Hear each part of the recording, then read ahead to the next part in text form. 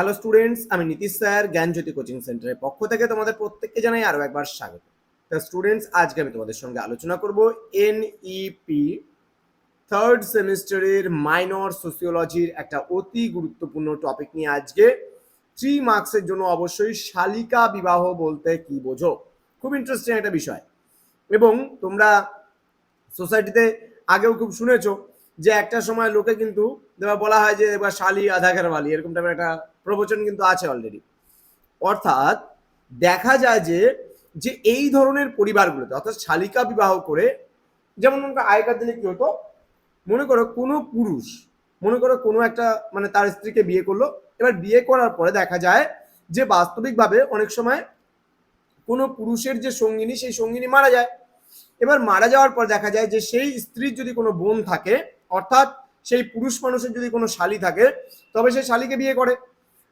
তাহলে এই ধরনের পরিবারে কোনো পুরুষ তার শালিকাকে বিবাহ করে পরিবার প্রতিষ্ঠা করে। অর্থাৎ এই ধরনের পরিবারে স্ত্রীরা পরস্পরের রক্ত সম্পর্কিত বোন হয়, অর্থাৎ মায়ের পেটের বোন, একই মায়ের দুই বোন। অর্থাৎ এটা বড় বোন, এটা ছোট বোন, সাপোজ মনে করো। তাহলে বড় বোনকে বিয়ে করার পরে এবার বড় বোন যদি কোনো অসুস্থতার কারণে বা কোনো কারণে মারা যায়, তাহলে দেখা যাচ্ছে যে ছোট বোনকে বিয়ে করে। এবার এমনটা কিন্তু নয়, দেখবা আগের সমাজে বা আমরা যদি প্রাচীন ভারতে চলে যাই, তাহলে সেই সময় দেখবো যে পুরুষদের মধ্যে বহু বিবাহ, এই বিষয়টা কিন্তু প্রচলিত ছিল। অর্থাৎ একই পুরুষ কিন্তু দুজন বা তিনজন বা চারটেও কিন্তু বিয়ে বা পাঁচটাও বিয়ে কিন্তু করতে দেখা যায়।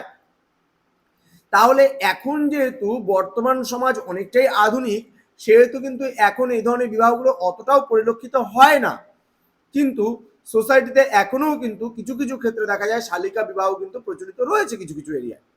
আচ্ছা, তো শালিকা বিবাহ একটি ঐতিহাসিক এবং সামাজিক প্রথা, যা কিছু সংস্কৃতিতে প্রচলিত ছিল, তবে আধুনিক সমাজে এর প্রচলন কিন্তু অনেকটাই কমে গেছে। নারীর অধিকার ও স্বাধীনতার গুরুত্ব বাড়ার সাথে সাথে এই ধরনের প্রথার প্রয়োজনীয়তা এবং প্রাসঙ্গিকতা কিন্তু কমে এসেছে। কারণ এখন পুরুষেরাও মনে করে যে শালী মানে আর আধা ঘরবালি নয়, এখন কিন্তু মনে করে যে সে আমার বোনের সমতুল্য, তাই না?